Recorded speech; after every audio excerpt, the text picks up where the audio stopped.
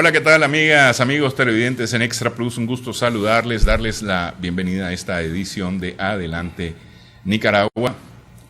En 1962, entre el 16 y el 28 de octubre, se dice los 10 días que hicieron temblar al mundo, ¿no? Se produjo la llamada crisis de los misiles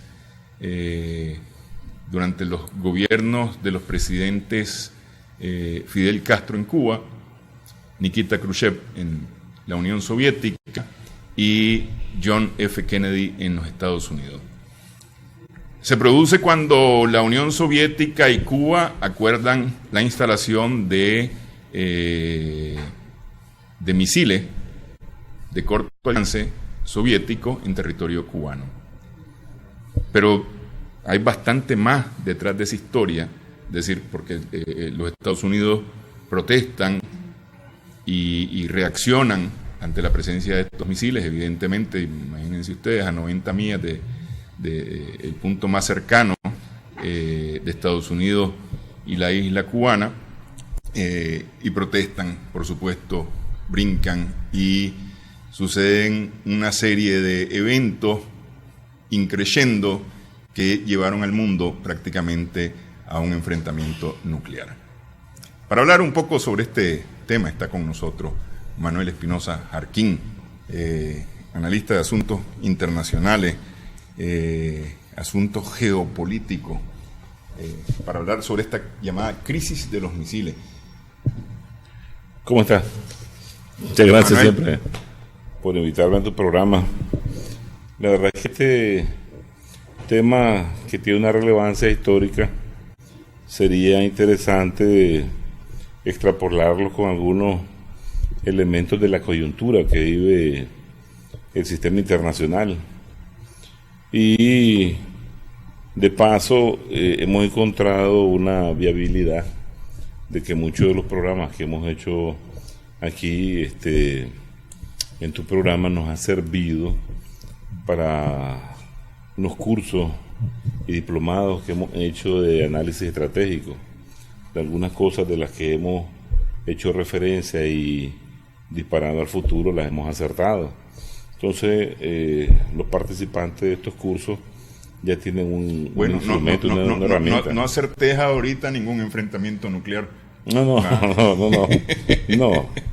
Ya no, pero bueno, a ver, Cuba, 1959, triunfa la revolución. Sí. La revolución no se pelea con Estados Unidos, sino que Estados Unidos considera que este es un régimen comunista. Fidel Castro, declarado marxista, que es el líder de la revolución, y Estados Unidos dice, no, estos son comunistas, con esto no nos metemos. Cuba busca ayuda, porque lo cierto es que requería de alguna ayuda para poder echar adelante el proyecto revolucionario, y la Unión Soviética le dice, bueno, nosotros te vamos a dar la mano. Pero en esa relación evidentemente hay un juego geopolítico. En aquel momento es la primera revolución en el continente americano. En ese momento no es de carácter socialista, como se declara más tarde, luego de Bahía de Cochinos, o en los días alrededor de Bahía de Cochinos, de la invasión de Estados Unidos a la isla, intentando derrocar al régimen revolucionario. Y es hasta ese momento en que se declara socialista la isla, o la revolución. Sí, abril del 62. Lo que pasa es que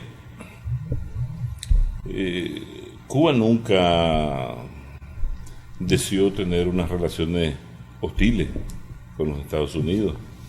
Simplemente no comprendieron la profundidad de las reformas, vamos a decir, sociales, que la revolución cubana deseaba implementar para su propio pueblo.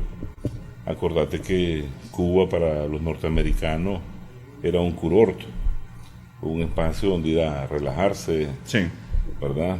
Y a pesar de esa gran cercanía con los norteamericanos, la pobreza en Cuba, el analfabetismo era galopante. Es lo que hoy es Cuba, ¿verdad?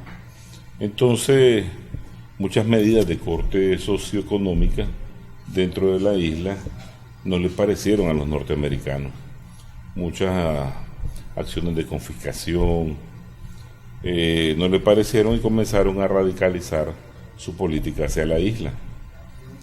Esa radicalización se vio a la luz, pues, de operaciones clandestinas, intentos de asesinar al líder cubano, a Fidel Castro, y a medida que ellos iban fracasando, iban elevando más la parada, hasta que llegaron a la decisión de usar por la vía contrarrevolucionaria una forma paramilitar de atacar a Cuba, invadirla, como es la parte esta de Playa Girón. Sí. Entonces, vos mirás que hay una constante actuación política de agresión hacia la isla y una forma de obtener el respaldo, la ayuda, la solidaridad del sistema socialista era radicar el modelo y declarar, pues, a Cuba socialista. Pero eso se da solo después de que los norteamericanos han develado sus verdaderas intenciones de agresión hacia la isla. No fue, pues, la parte cubana la que motivó eso. Entonces esa dinámica de intención constante de agredir a la isla con el fin de hacer el cambio de régimen, que yo sé que este es un término que siempre es actual, motivó a conversar entre el líder cubano y el soviético Nikita Khrushchev sobre qué posibilidades habían, pues, de defender a la isla, sobre todo con un adversario como los norteamericanos, que bien decís está a 140 kilómetros, ¿verdad?, de sus costas, y con un potencial militar enorme, un control político regional absoluto. Entonces eso sirvió como una ecuación, la tarea que se llevó a su casa Khrushchev, y en el marco de lo que es planear una acción de política exterior en defensa de un aliado geopolítico a corta distancia de tu adversario principal, conllevó a plantearse la posibilidad de instalar ahí los misiles en Cuba. Esa es una razón, vamos a decir, que liga a Cuba entre un sinnúmero de variables estratégicas que están buscando los soviéticos para llenar una disparidad en el balance militar de fuerzas nucleares que tienen con los norteamericanos. Primero, porque los norteamericanos tenían mayor cantidad de cohetes balísticos intercontinentales que los soviéticos, a pesar de que Khrushchev decía que ya estaban construyendo cohetes nucleares como salchichas, ¿verdad? En términos de cantidad, la Unión Soviética tenía mucho menor. Estamos hablando de una correlación como de 2.500 contra 300 y pico.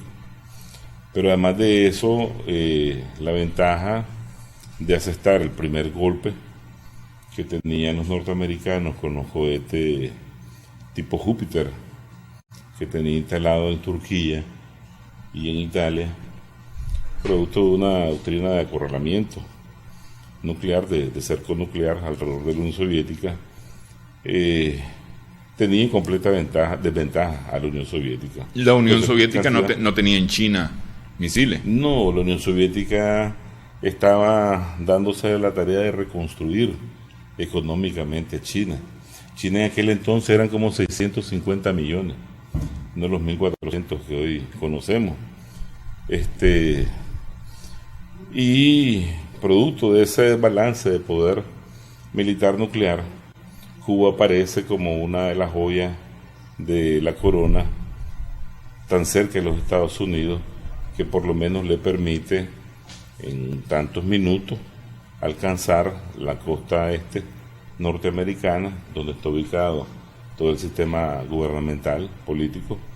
Con eso acortas la brecha. Sí, ¿verdad? pero no se trataba de misiles de largo alcance, al final de cuentas, eran misiles de corto y mediano alcance, claro, en todo caso, y no eran misiles nucleares. Claro, es que termonucleares. Uh-huh. Lo que pasa es que yo te decía que los norteamericanos tenían más misiles intercontinentales. Sí. Eso sí le dan la capacidad de asestar golpes a lo interno de la Unión Soviética.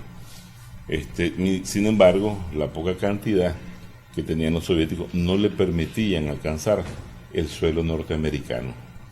Entonces, lógicamente, no vas a llevar misiles a Cuba de corte intercontinental, ¿verdad?, sino de alcance intermedio y de alcance medio, ¿verdad? Uh-huh. Con una distancia de unos 2.000 kilómetros a 2.200, los de mayor alcance, ¿verdad?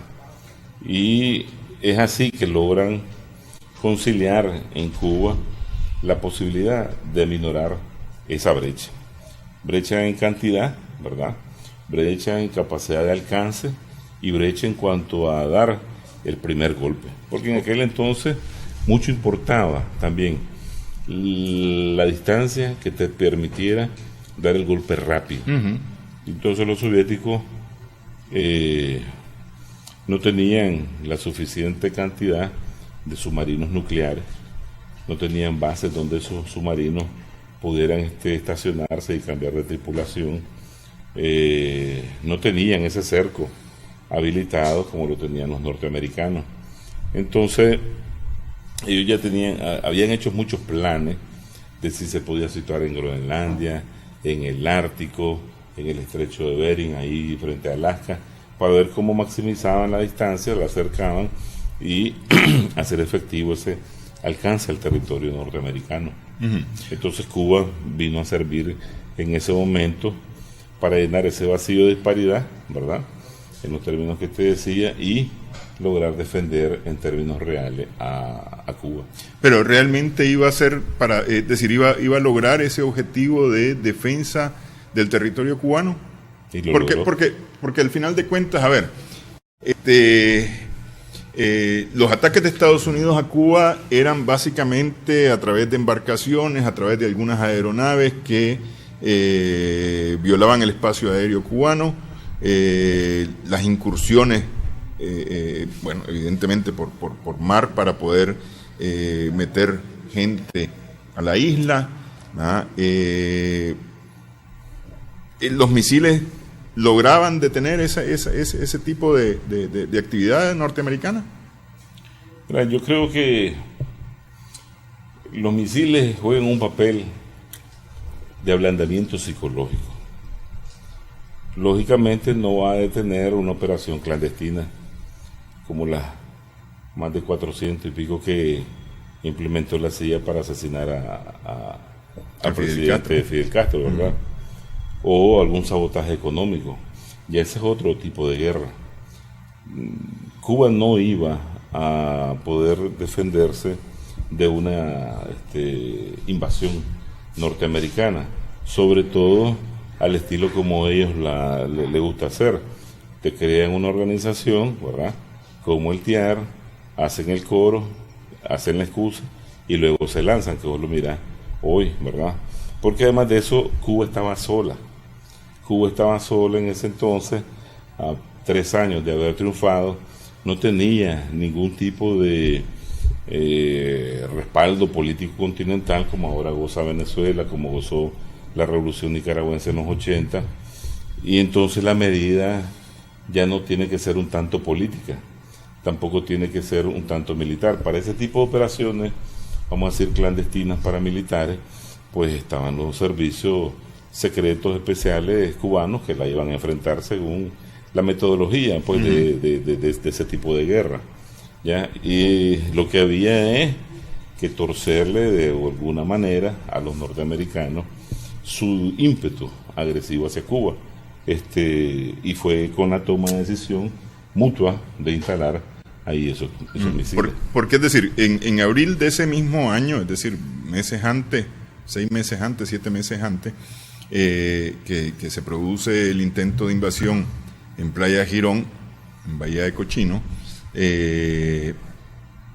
Tras la derrota, en teoría los Estados Unidos dicen, bueno, no nos vamos a meter, de la manera en cómo hemos estado, no nos vamos a meter. Que además no incluyó directamente a fuerzas norteamericanas, porque los que entran son cubanos, especialmente el ejército de Batista, que huyeron al triunfo de la revolución, son los que participan directamente, digamos, con las botas en el terreno. ¿Ah? Que había embarcaciones norteamericanas, aviación norteamericana y demás, que fue la que sí sirvió de apoyo, pero las tropas norteamericanas como tal no se meten en la isla en ese momento. Y Kennedy dice, bueno, vamos a dejar de momento fuera esta opción. Lo que pasa es que a los cubanos nadie les podía asegurar que tras la invasión en Bahía de Cochino, Playa Girón, en ese tipo de formato no iba a haber otro formato mayor agresivo. Si las acciones tanto clandestinas paramilitares iban, como decía al inicio, creciendo. Nadie les iba a decir que una mayor fuerza los iba a atacar.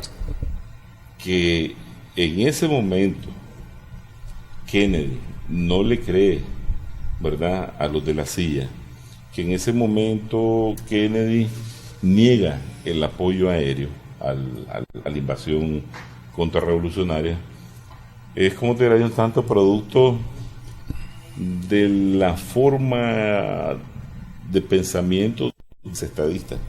Otro no lo hubiera hecho, porque vos sabés que Somoza aquí mismo se fue a aconsejar al jefe de la CIA que estaban utilizando mal la aviación, y que tenían que utilizar la aviación si realmente querían derrocar a Castro. Entonces, cuando la CIA le reclamó, pero ¿por qué usted no apoyó el apoyo aéreo que iba a hacer?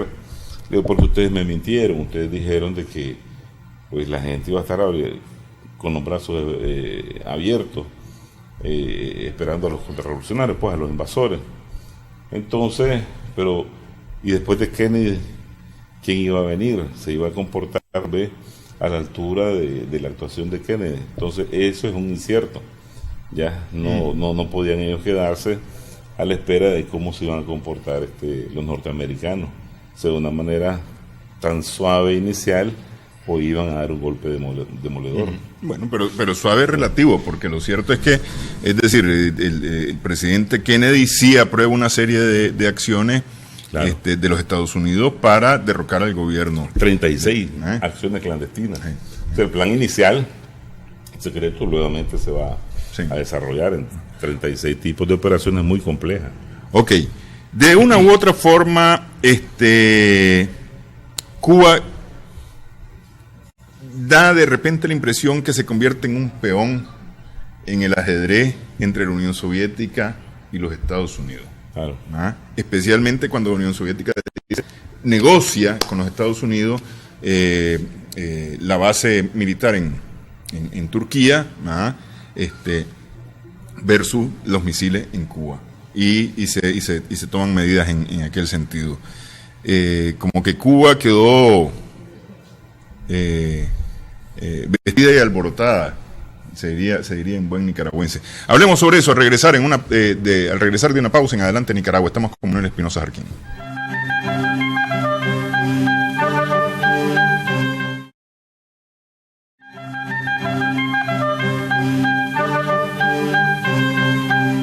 Seguimos en Adelante Nicaragua en Extra Plus.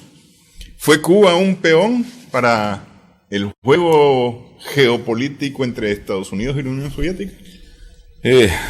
Mira, eso mucho se habla en las discusiones académicas y resultan ser un tanto bizantinas, porque el único beneficiado ahí muchas veces, depende cómo vos lo enfoqué, suelen ser los norteamericanos, cuando ellos a toda luz, si la ves con la lógica que voy a compartir ahora, son los principales perdedores, porque al final Kennedy tenía una retórica disuasiva, psicológica, de que ellos tenían más misiles, más cantidad de misiles intercontinentales. Y eso ante el mundo lo hacía verse como la potencia que siempre ellos aspiran a que lo vea, y con la respuesta de la instalación de los misiles en Cuba, el mundo también se asusta y comienza a conocer de otro tipo de capacidades de destrucción masiva que puede aceptarle la Unión Soviética a los Estados Unidos. Ahí ya, hasta en términos de paridad política internacional, de prestigio internacional militar, los soviéticos logran situarse en un buen peldaño. Lo otro es que cuando Khrushchev y Castro comienzan a abordar el tema y le dice, para cortar las intenciones a futuro de los norteamericanos de que los agredan, hay que elevar la parada e instalemos este tipo de misiles, ¿verdad? Inclusive algunas armas tácticas que puedan a 40 kilómetros defender la isla, sobre todo contra barcos de ataque o aviación, etcétera, etcétera. Fidel aceptó. ¿Cuál es la ecuación principal? ¿Cómo defender a Cuba de los futuros ataques militares de los Estados Unidos? A la cual, sin menospreciar la valentía, el estoicismo de ese pueblo, la fuerza brutal con la que los norteamericanos te atacan, y si no te terminan de destruir por forma convencional, le pueden recetar un bombazo atómico como Hiroshima y Nagasaki. O sea, vos no puedes esperar nunca nada bueno de ellos. Entonces, la ecuación principal es cómo defenderla, ¿verdad?, de cualquier futuro ataque. Entonces, ahí entra algo que muy poco conocen, que es el estudio de la percepción psicológica que vos tenés del adversario. Cuando vos montás una acción de política exterior seria, vos tenés que entender la conducta y el pensamiento de tu adversario, producto del estudio, vamos a decir, del proceso de toma de decisiones. Cómo está estructurado tu gobierno, la estructura gubernamental, el ímpetu de los líderes, un sinnúmero de factores.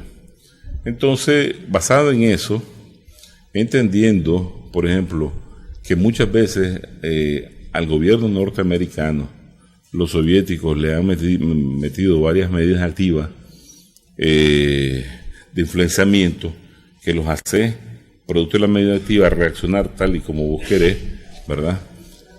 1941 para la cuestión de Pearl Harbor, esa es una operación muy brillante también de política exterior, porque los griegos no querían meterse a la Segunda Guerra Mundial. Con una medida de esas que te estoy diciendo, se lograron meter en pleito con los japoneses, y así Japón y Alemania nunca pudieron atacar a la Unión Soviética y hacerle pues un emparedado en dos frentes. Entonces, la operación esta, Nadir, de instalar los cohetes en Cuba, también tiene un grado enorme de conocimiento, de influenciamiento psicológico sobre el gobierno norteamericano, porque cuando vos mirás la discusión que se arma a lo interno entre halcones, que son los militares, ¿verdad?, los que hacen que se asustan, pero lo que necesitan es una guerra, y entonces la única receta que te dan es arrasémoslo, bombardeémoslo, ablandémoslo, y luego hacemos el cambio de régimen y ponemos al tipo que nosotros querramos, punto, ¿verdad? Mientras el resto son las palomas, aquellos que tienen un modelo un tanto más racional de la toma de decisión, que Kennedy, su hermano, su asesor de seguridad nacional, el de la Casa Blanca, inclusive el mismo McNamara, que era el secretario de Defensa. Entonces, hay una contradicción donde ellos le urgen a ellos tomar una decisión, pero tampoco pueden ellos lanzarse a la destrucción mutua, que las potencias nunca lo van a desear. Entonces, se usa ese nivel de apuesta para hacer que el adversario reaccione tal y como vos querrás. Porque al final lo que vos mirás, le dicen, nosotros queremos que ustedes de alguna manera se comprometan públicamente a que en el futuro no van a atacar a Cuba. Y eso es uno de los grandes resultados de la crisis. Porque cuando vos mirás a otros cómo valoran el resultado de la crisis, dicen, bueno, pero los soviéticos tuvieron que sacar sus misiles. Inclusive vos lees muchos trabajos sobre toma de decisión en política exterior, y entonces dicen que los soviéticos se acobardaron y por cobardía sacaron los misiles. Como que si ellos llegaron a intentar a ver si los otros iban a responder o no, y entonces se respondía, entonces nos corremos. Una cosa un tanto ilógica en este tipo de niveles de operaciones estratégicas. Inclusive sacaron uno, los soviéticos, de la isla, y también otros, aunque en secreto, ¿verdad? Le dijeron, no lo hagamos público, pero nosotros vamos a retirar los misiles que tenemos también en Turquía unos meses antes. ¿Por qué? Porque la presión de Kennedy era tan fuerte y estaba tan calculada de que en determinado momento los soviéticos dijeron, sí, pues, solo hagan público esto y saquen después y nosotros retiramos esto. Lógico. Cuando vos creas una crisis, porque prácticamente alguien la crea, ¿verdad? Tenés que tener un control, un dominio de esa crisis y saber hasta dónde vas a llegar. Aprovecho para preguntarte, sí. ¿Fue sorprendido Cuba y la Unión Soviética en la instalación o fue un asunto premeditado para que Estados Unidos supiera que se estaban instalando? Es decir, terminó, la instalación no se concluyó al final, sí. Porque estaba empezando cuando los aviones espías norteamericanos fotografían suelo cubano, sí, y encuentran el movimiento, ¿no? Claro. ¿Fue una acción premeditada? ¿Fue realmente un accidente, una sorpresa para Cuba y la Unión Soviética? No, mira, de nuevo, en el mundo académico hay varias versiones sobre esto, ¿no? Hay un caso, hay dos versiones de cómo los norteamericanos se dan cuenta de la instalación, de la construcción de los sitios donde van a estar las rampas de lanzamiento misilístico. La primera es alguien procedente de la isla, ¿verdad? Le contó, el embajador de Alemania Federal que estaba en Cuba, le contó a un senador norteamericano, ¿verdad?, que tenía a alguien dentro de Cuba y le estaba desinformando que en Cuba estaban construyendo unos sitios muy raros, y al describírselo entendieron que estos podían ser sitios de producción de misiles.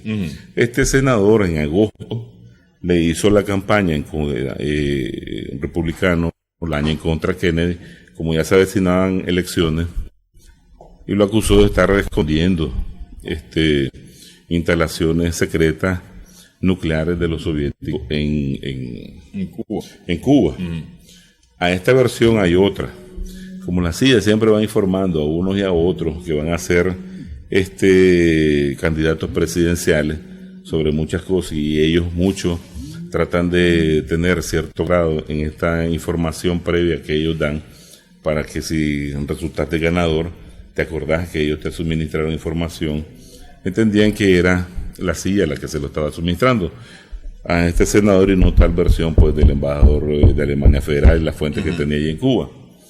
Pero hay otra también que es muy conocida, que es la famosa deserción de un coronel de la inteligencia militar soviética, GRU le dicen a esa organización.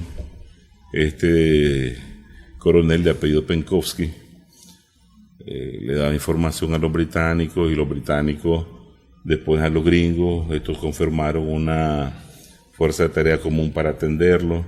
Entonces le proporcionó mucha información técnica anticipada a tanto británicos como norteamericanos, que le iba a dar a entender a los analistas militares el tipo de combustible que utilizaban los cohetes, vamos a decir, cuánto tiempo podían recargarse de este tipo de combustible los cohetes, porque eso a la hora de la crisis necesariamente lo iban a tener que entender para ver si realmente las plataformas ya estaban instaladas, podían inmediatamente ser utilizadas y disparar, o faltaba mucho tiempo para que eso sucediera, porque el conocimiento de esa información te da a vos cierto grado de tranquilidad.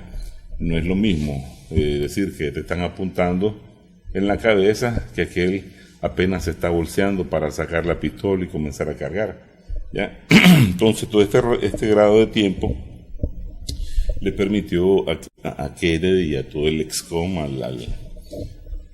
los funcionarios de seguridad nacional de alto mando, tomar la decisión.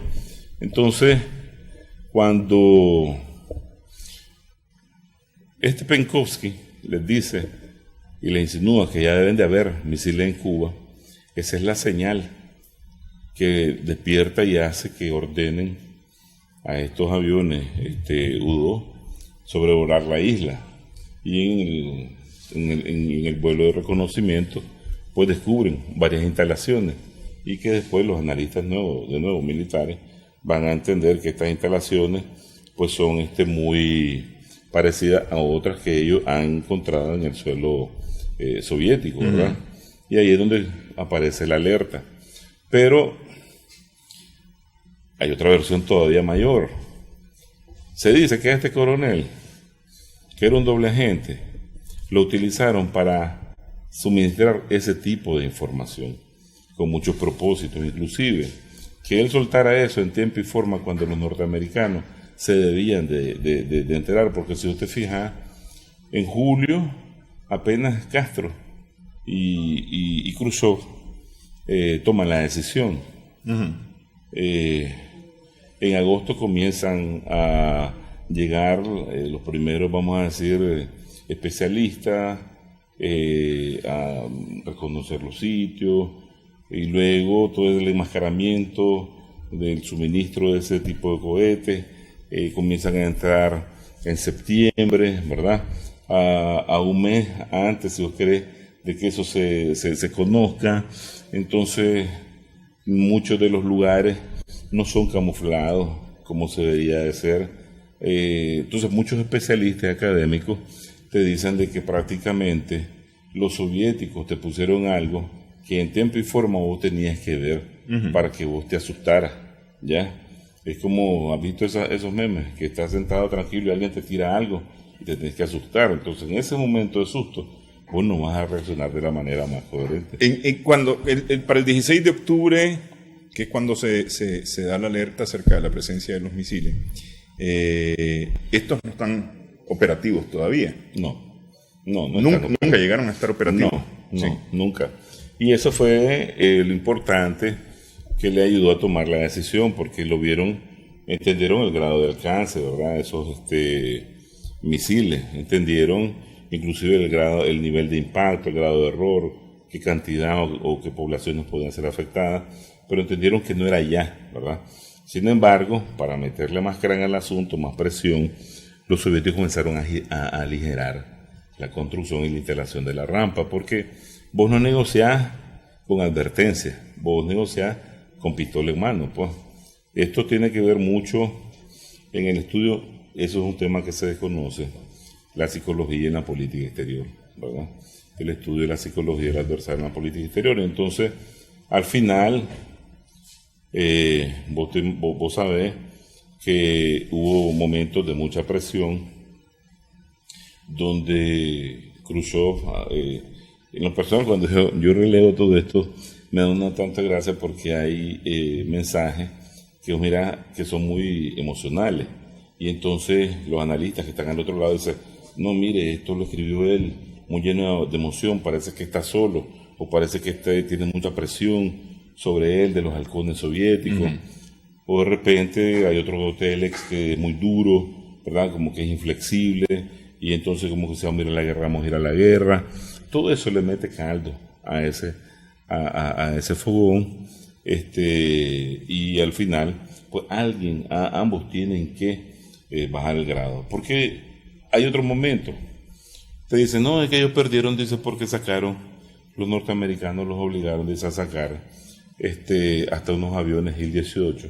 Son unos aviones, claro, para los de ahora, ¿verdad? Pero en aquel entonces eran bombarderos estratégicos, y unas lanchas patrulleras tipo Mosquitos, Komarov. Porque Khrushchev decía con mucho miedo, le decía que en aras pues de llegar a una solución iban a retirar todo aquel material de carácter ofensivo que ellos consideraran. Entonces el maximalismo norteamericano, para ganar en toda la negociación, dice: entonces me incluye esto, el 18 y esto también lancha. Y aquellos también lo hicieron, pero ese es otro gancho más para que piques, ¿verdad? Y vayas en pro de la negociación. Entonces de repente vos tenés casa llena, y lo que estoy haciendo es solo comprometerte públicamente a que nunca más vas a agredir a Cuba, ¿verdad? Que es lo que hace Kennedy. Y hasta hoy es el primer acuerdo verbal en el derecho internacional que se mantiene. No la han dejado de agredir, entiendo yo, ni económicamente. Todos conocemos ese brutal bloqueo, ¿verdad? Descarado, sinvergüenza. Todas las Naciones Unidas contra, y ellos no pasa nada, ¿verdad? Ese es el respeto pues a la diplomacia multilateral norteamericana, pero no han dejado clandestinamente de atacar. Toda la guerra psicológica hacia Cuba desde hace décadas es día y noche, no van a parar. Sin embargo, el formato de la invasión militar que se les podía venir, que quién sabe si iban ellos a poder, como te diría yo, sobrevivir con tan poco tiempo de años de la revolución diferentes ahora, ¿verdad? Fue garantizado. ¿Y Cuba participó en esa negociación? No, ellos tenían un enlace que era Sergei Mikoyan, directo, pues, o sea, el problema es que están dos potencias apuntándose en función de salvarla a ella. Lo que está haciendo la Unión Soviética es mostrando su grado de ser hegemón.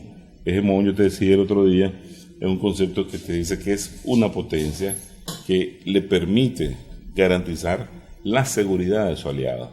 Entonces él está participando como hegemón con su adversario principal en función de preservar la vida política de la Revolución Cubana. Entonces, no tan necesario era la participación de tres bandas, ¿ya? Porque también estás hablando de una guerra de corte nuclear. Sí. Que cualquier malentendido, halcones hay aquí, halcones hay allá. Mira lo que le pasó a Kennedy. A Kennedy no le perdonaron que haya suspendido el respaldo aéreo a la invasión de Playa Girón. Y a lo interno de ellos, ¿verdad? Por mucho que te publiquen muchos libros y películas de 13 días de ahí para adelante, reconocen como que él pierde en la crisis, ¿verdad? ¿Por qué? Porque el régimen de Castro quedó, los enterró a varios ya presidentes, ahí está, ¿verdad?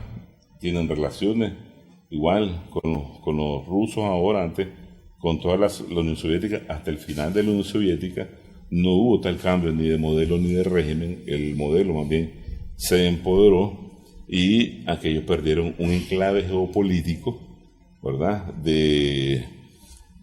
Como te diría yo, de primer orden, porque el Golfo de México, ¿verdad? Esa posición del Caribe es un enclave de seguridad nacional marítimo para los norteamericanos.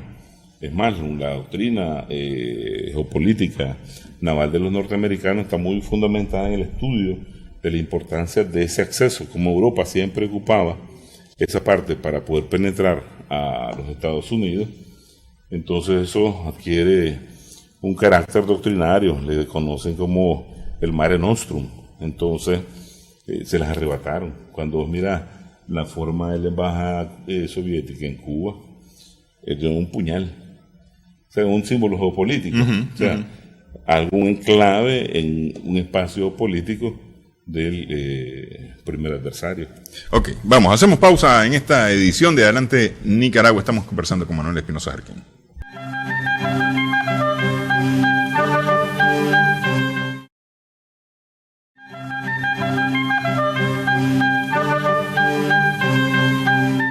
Seguimos en Adelante Nicaragua en Extra Plus. Bueno, en el 62, en octubre del 62, para ponerlo de una manera gráfica, los dedos estuvieron a milímetros de los botones de lanzamiento de misiles nucleares y misiles de todo tipo entre Estados Unidos y la Unión Soviética. En ese momento estos eran las potencias nucleares. Hoy, en cambio, hay varios países catalogados como potencias nucleares. Claro. Y tenemos por ejemplo, un par de países que están en un enfrentamiento tremendo ahorita, Pakistán y la India, claro, ambos poseedores de armas nucleares, claro, que según algunos no se van a tentar el alma eventualmente y se van a disparar. Pues. Claro. En aquel momento se habló de los 10 días que sacudieron al mundo, ¿no? Sí. Lo cierto es que ahora estamos en cualquier cantidad de momentos en que el mundo se puede sacudir ante un hecho. Así es. Lo que sucede es que hay muchos protocolos sobre esas potencias nucleares, sobre el uso de ese tipo de armamento. Es cierto que los estados siempre, en su maximalismo, ven la oportunidad de la victoria. Hay todo tipo de doctrina, desde la guerra preventiva de Bush, ¿verdad?, hasta el primer golpe, de retaliación, sombría atómica, todo. Sin embargo, para llegar a ese nivel, tiene que haber pasado muchos niveles de confrontación, desde el discurso escaramuza, para decirte algo, hasta una escaramuza y ya combates y una guerra tipo convencional de mayor envergadura. No es tan fácil. Sin embargo, vamos a decir, el nivel de maquiavelismo que puede existir en uno u otro bando no te impide de que por medio de X o Y virus infecté, vamos a decir, los programas del adversario y ellos mismos se comiencen a reventar. Un ejemplo, ¿verdad? Que eso puede pasar. Sí. Pero entonces, ¿quién te asegura que esos mismos programas no están, u otros programas no están elaborados para detectar que si de alguna u otra manera ha caído, ha explotado el armamento nuclear en todo el territorio, no se autodisparen? ¿Ya? En todos estos años se ha publicado mucho sobre eso. Y hay bastante ciencia ficción al respecto también. Claro. Sí. Entonces, lo que sucede es que el armamento nuclear se considera como un disuasivo real. Las potencias no quieren ni van a llegar, todo el mundo espera, a ese intercambio de golpe nuclear, porque prácticamente es un juego de suma cero. Y luego una destrucción mutua garantizada. No lo van a poder hacer, porque ahí se autodestruyen. Con el arsenal que existe, pueden destruir a la Tierra 50 veces, ¿verdad? Y más. No tiene lógica, o sea, no habría ningún ganador. Por eso es que de una u otra manera se ocupa para presionar más bien o limitar el nivel del conflicto. Por eso es que vos ves que todo en Estados Unidos no puede con Corea del Norte, porque en Corea del Norte ellos no pudieron negociar ni con los coreanos, ni con los chinos, ni con los rusos, sacar el armamento nuclear de ahí. Y no pasó en Cuba, pero pasó en Corea del Norte. Ahí está su capacidad nuclear, no puedes hacer nada porque tienen ya un disuasivo, ¿ya? Pero aquí el gran problema es decir, a ver, mira, en los últimos 74 años solamente Estados Unidos ha utilizado armas nucleares. Así es. En 1945 contra Hiroshima y Nagasaki, sí, ¿no? En agosto del 45. Supuestamente para poner fin a la Segunda Guerra Mundial, supuestamente, sí, ¿no? Pero lo cierto es que había que probar el armamento. Me parece a mí que tuvo más que ver con probar el armamento y ver las capacidades que con una acción disuasiva. ¿Ah? Pero son los únicos que han utilizado armas, claro, nucleares, sí, en conflicto. Sí. Pero antes estaban en dos manos. Estados Unidos y la Unión Soviética. Así es. Ahora están, por lo menos hay más de una docena de países que ya son poseedores de armas nucleares. Claro, no lo ven como eso. O sea, lo ven uno para incrementar su capacidad defensiva y ofensiva, ¿verdad?, contra adversarios ya tradicionales. Irán, Israel, Irán, Arabia Saudita, sine qua non, ¿verdad? La India, Pakistán, igual. Entonces, ¿qué sucede? Tienen un tanto más también, no solo con ser ofensivo, sino también defensivo. ¿Por qué? Porque si vos conocés que tiene este nivel de arsenal, este nivel o esta capacidad, difícilmente vas a tomar esa decisión, porque a esos niveles ya el conflicto no se encierra.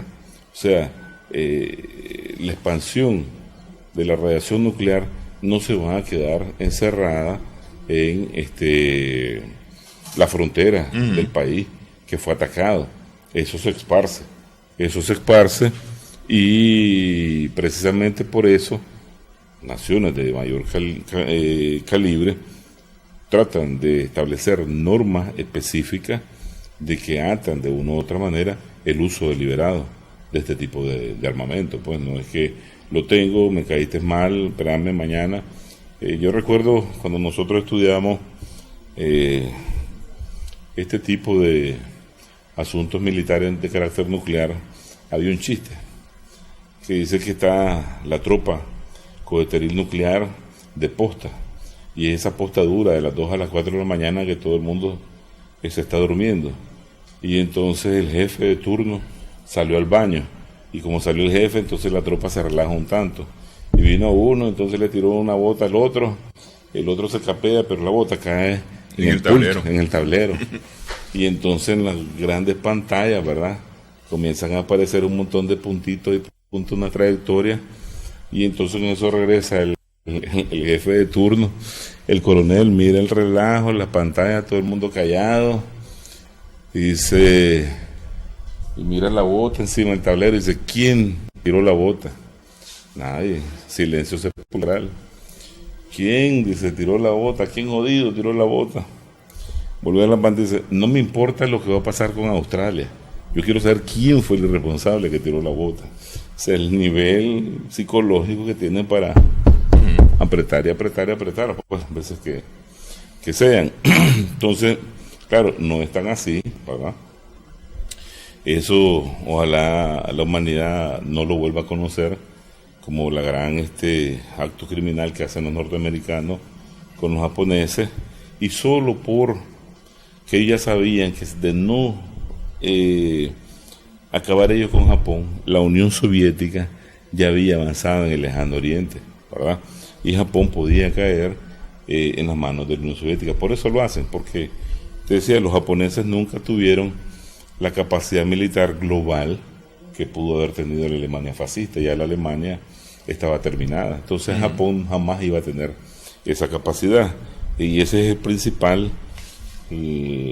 principal razón que obliga a los norteamericanos a tomar esa decisión. Ok, pero de todos modos, es decir, yo digo, el mundo vivió esos días agitados de octubre. Uno mira películas, por ejemplo, de los Estados Unidos que hablan sobre esos días, y mira a la gente desesperada en la construcción de refugios antinucleares y demás, que todavía hoy en día existen, y hay muchos que consideran que es necesario tenerlo. Pero ¿está el mundo realmente a salvo de vivir una situación similar en algún momento? No, nunca se está a salvo. Hay accidentes de todo tipo. Muchos nosotros desconocemos por completo, porque tampoco la Agencia de Energía Atómica te los da a conocer. Son secretos bien guardados. Solo cuando se salen tanto de las ramas, como fue lo de Chernóbil, ¿te acordás? Y ahí entonces... Incluso Fukushima ahorita en Japón. En Japón, ¿verdad? Esos reactores. El norteamericano, no recuerdo cómo es que se llama el accidente nuclear norteamericano también. Entonces, así uno se entera, ¿verdad? Sin embargo, la rivalidad continúa, las naciones buscan con otros niveles inferiores llegar, disputarse. Por eso es que se llama Guerra Fría, porque eran 120 y pico de conflictos locales alrededor del planeta donde ellos disputaban los espacios geopolíticos y no una guerra en caliente a nivel de bombazos atómicos, pues, que no los iba a llevar a nada. ¿Puede algún país decir que es el hegemón en materia nuclear ahora? No. Porque es decir, en aquel momento fue Estados Unidos y la Unión Soviética, pues, que tenían el poderío. Pues. El único país que puede destruir a los Estados Unidos es Rusia, nuclearmente. Y de igual manera los Estados Unidos pueden atacar con ese nivel a Rusia. Ya el resto, que Francia, que Inglaterra, que Israel, que Pakistán, la India, China, tienen menor cantidad de armamento y todo está focalizado no en un plano, una confrontación nuclear, ¿verdad?, sino un tanto regional, porque la capacidad soviética, acordate que la Unión Soviética se batía con todo, y entonces un tanto para los británicos, un tanto para los franceses, otro tanto para los alemanes, otro tanto para los gringos, etcétera, etcétera. Son capacidades colosales que los convierten a ellos en las dos potencias principales. ¿Cuál es el problema? Cuando la administración Trump juega con la renuncia del tratado de INF. Cuando juega al salirse de ese tratado, pone en riesgo un sinnúmero de normas. ¿Por qué? Porque las naciones entienden que no hay ningún tipo de responsabilidad garantizada, ¿verdad?, como es lo que hacen como resultado de decir a Kennedy que no va a atacar nunca a Cuba de manera pública. Entonces, en la administración Trump, al renunciar a un tratado de corte nuclear, no entendés que esa administración no tiene ningún tipo de responsabilidad en cuanto a cumplimiento de ese tratado. ¿Qué tenés que hacer? Asegurarte. Eso inmediatamente establece una chispa de alerta y en el entendido qué tipo de armas tiene tu adversario y con qué tipo las debes de superar, se genera una carrera armamentista nuclear que a la humanidad prácticamente no le ayuda en nada, inclusive a sus mismos estados, pues, porque tienen que recurrir a unos enormes gastos que aun cuando ellos tengan la maquinita, ¿verdad?, para justificar ese gasto de defensa, padecen la parte estructurales, socioeconómicas del país. Pero justamente, en los 70, finales de los 70, inicios de los 80, estaban aquellos tratados SALT, ¿no? Sí. Que no eran exactamente para la destrucción de armas, de destrucción masiva, valga la redundancia, sino más bien como para el control, es decir, para lograr un equilibrio, claro, entre las dos principales potencias. Es que hoy lo que hay es tratados que básicamente son protocolos sobre la utilización, es decir, ni siquiera es sobre la no utilización de armas nucleares, sino sobre la utilización de armas nucleares. Ellos tienen varios puntos: la cantidad, los tipos, cantidad de ojivas, o sea, cantidad de cohetes, tipos de ojivas, ¿verdad? Inclusive qué ciudades tenés que poder proteger vos, cuáles debes de dejar desprotegidas. Es como una especie de término de garantía. Ok, vos protegés Moscú, entonces vos protegés Washington, ejemplo. Pero no me protegés, por ejemplo, Nueva York, ¿verdad? ¿Por qué? Porque si vos me la protegés, significa que te me estás preparando. Entonces también yo voy a dejar desprotegida a otra. Entonces, son un sinnúmero de condicionales mutuas que se deben de respetar. Vos incrementás la producción en esto, ya creaste un desbalance. O sea, vos podés tener tantas y yo tantas. Entonces, todo eso se debe controlar de manera mutua y respetar. Pues son cosas serias. Había un plan famoso, Drop Shot, de los norteamericanos, que decía que había que tirar entre 200 y 300 bombas atómicas sobre el territorio de la Unión Soviética y destruir el 85% de la población y de su capacidad industrial y militar. Entonces, son juegos de guerra donde los estrategas no están en función de ni términos diplomáticos, ni le perdono esta y mañana no. Es en función de preservar la integridad y la sobrevivencia de tu Estado y de tu población. Con el aniquilamiento del otro. Así Sí. es. Bueno, Manuel, quiero agradecerte que hayas estado Gracias, con nosotros hermano. Gracias. en esta edición de Adelante Nicaragua. Gracias también a nuestras amigas, amigos televidentes por su sintonía. Esperamos que el programa haya sido de provecho para usted.